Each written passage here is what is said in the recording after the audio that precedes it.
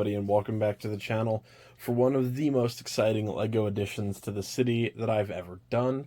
Of course, if you've been following LEGO for long enough or you're familiar with the modular buildings, this is one of the absolute holy grails of not just LEGO, the LEGO City modular buildings, but all of them.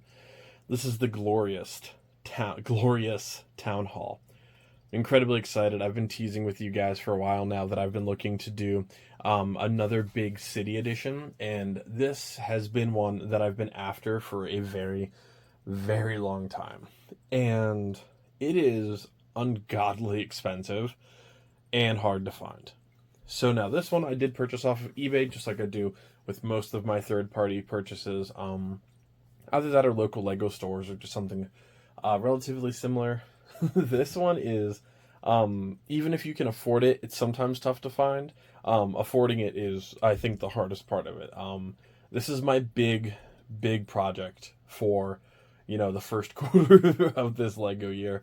And this bad boy originally retailed back in 2012 to 2014 for $200, so a little bit less than it would cost probably nowadays for sure. LEGO prices, aren't fun, new or old. However, this bad boy nowadays typically does not retail for anywhere near under $500 without the box. This is without the minifigures, and it cost me just under $600. So no minifigures, no box, no instruction manual, and it's still that expensive. So definitely, when you guys are getting into looking for this set in particular, it's a tough find. If you want a complete sealed in box, you're talking $1,000 plus for the most part. You might be able to find it cheaper somewhere, but it is what it is. Now, this one was shipped pre-built, but relatively broken, so I did rebuild all of it. I had to build it on a Mills plate anyways. I just had my pieces get delivered to finish the sidewalk. I got half of it done, but I'm trying to get my room organized right now, and switching up LEGO displays and stuff is an absolute headache. Now, one downside of this set that was a little unfortunate, it was disgusting. Like, the dirtiest LEGO I have ever seen in my entire life, and I scrubbed everything on the bottom floor.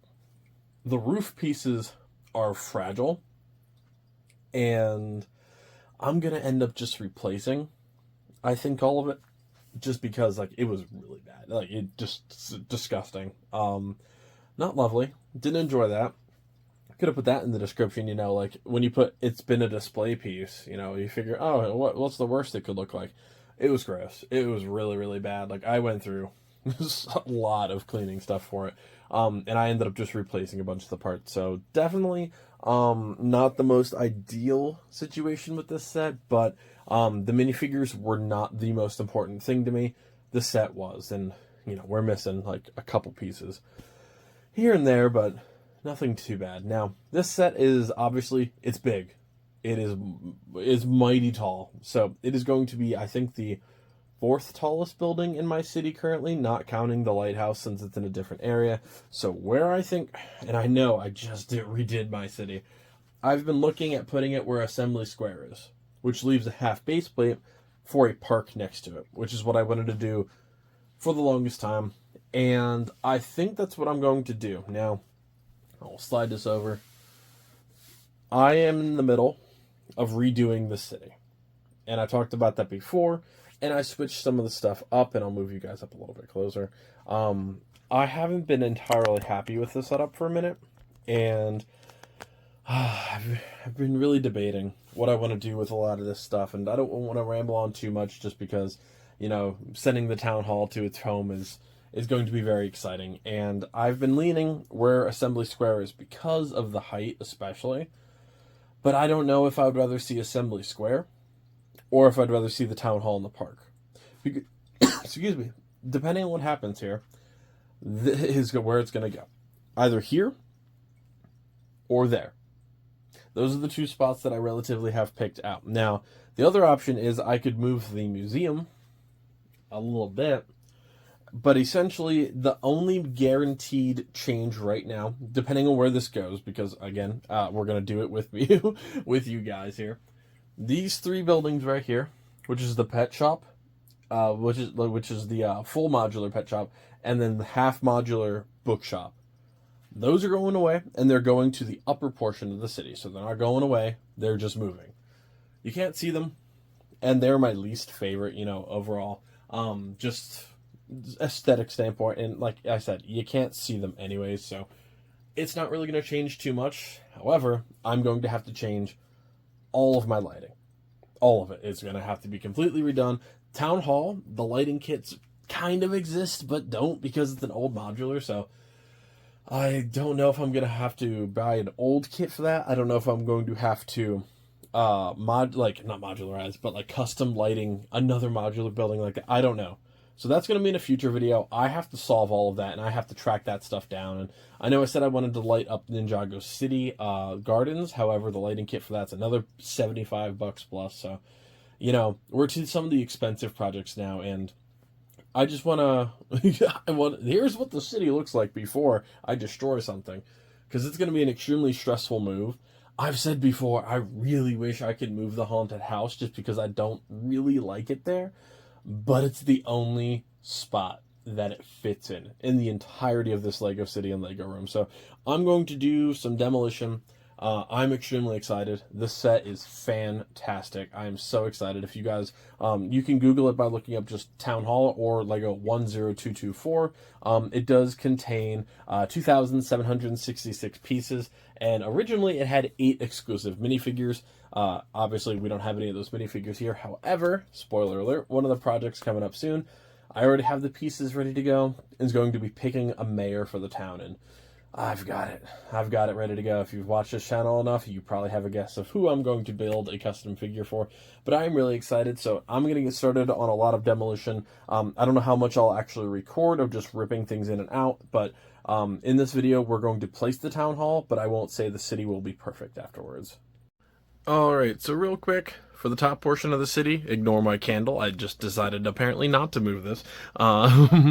I have these bad boys lined up on the side here. Now, they are not lit up just because it is complete chaos back here. But the city's technically full up here now, for the most part. Obviously, there's still some gaps, and it's not going to stay like this by any means, but that means we only have a few more gaps to fill, which is pretty cool. I gotta light up that Animal Crossing set too. Completely forgot about that. Now, let's move on to the main piece of the city. I'm just going to attach you guys to my tripod real quick. It's a little bit more non-motion sickness friendly for all of you if my wobbly hands don't do it. So you can't see everything as always from this side of the desk. However, I did decide to do a couple different things. So the construction site obviously had to be moved, so I moved it to the corner. Now that corner is going to be a custom very tall building on the outside, which is kind of a spoiler, I guess. And then there's going to be the 16 by 32 or half base plate town hall park, which is going to go immediately right next to it. So the construction site is just kind of the hold down the fort.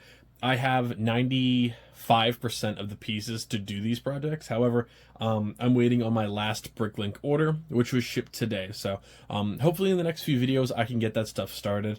In the meantime, I do have plenty of stuff in the backlog, and you know, with the birding, it's spring now. You know, my schedule's obviously going to be bouncing back and forth quite a bit. So what I decided to do was do the assembly square on this side and the museum on that side.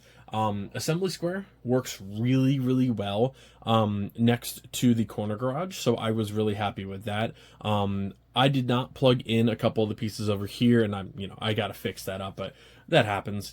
It is what it is. I destroyed a couple things trying to get in here, but I do really like the town hall on that side, and the museum actually has the same like archways with those white pillars as the museum, so I'm really happy with it. I do think it looks pretty nice over there. It is a like big statement piece on the outside as well, so that's definitely pretty solid.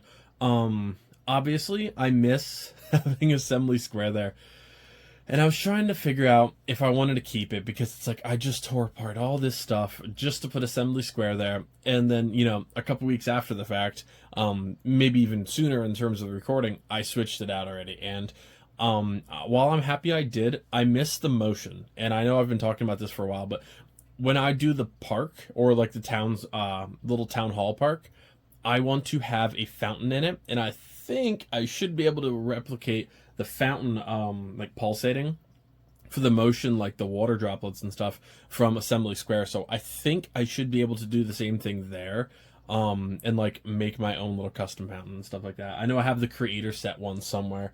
I think it's still in like the old town hall setup, which is just hidden up top now. But I think that would be pretty cool. Put a little fountain in there, maybe add some trees, maybe build a fence around it. I'm not sure. I want to get the baseline of it done pretty soon and go from there. I'll have to obviously mills plate, and I'll show you guys a little bit more in detail. What I did there for the construction site is essentially just two vertical 32 by 32s, or I should say one vertical, which is for the park, and two horizontal ones, which are right next to it. So that way I can drag one out a lot easier, and one is just going to basically be the curb wrapping around that pole anyway. So, you know, I think it's going to work. I am really happy with how it turned out. The town hall is finally here, and I cannot wait to introduce the custom mayor for it next time. It's going to be pretty darn cool. President Business has been overseeing the city, but he's about to get a little bit of a hostile takeover, and I'm really excited. So I'm going to add absolutely lights to the town hall. Still have to do the Animal Crossing building. I still have to fix the Sit Complex lighting. However, good news for you guys, and for myself, and for my poor Lego Seinfeld set that's been getting just demolished on the floor for a while. I made the mistake of sitting it in front of my bookshelf and then just drilled it with a box while doing all this, so that poor thing. But Seinfeld is going to be level 3 for the Sit Complex off to the side here. So last time we did 12 Grimwald Place, so look forward to Sit Complex actually growing finally. We're going to get a lot more done. I have a lot more custom pieces coming up, and the residential area is officially pretty much the next thing on my to-do list for the city.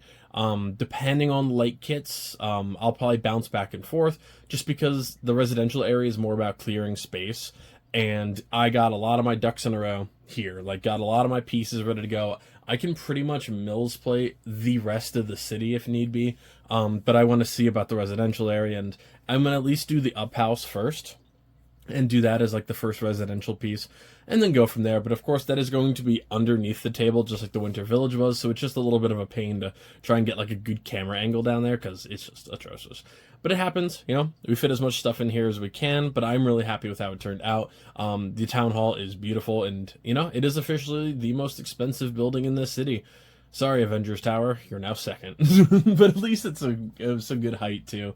You know, it literally does tower above everything except for the back 3 pieces. So yeah, the 4th tallest building in the city is the most valuable and the rarest one. That's pretty cool, and it's really nice to see another piece of Lego history, too. I mean, this is a very, very important set, and there's going to be a series highlighting some sets like this in the future.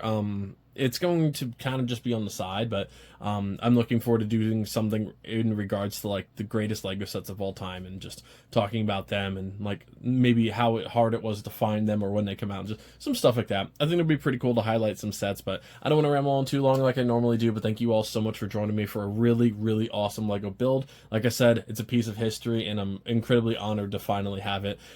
This is my big set for the first few months of this year. I try to get myself at least one huge or really like expensive one every few months or so. So this is my one for spring. So thank you guys so much. Like, comment, subscribe, share the video, leave a comment down below if you have the town hall, or what kind of town hall you have in your city.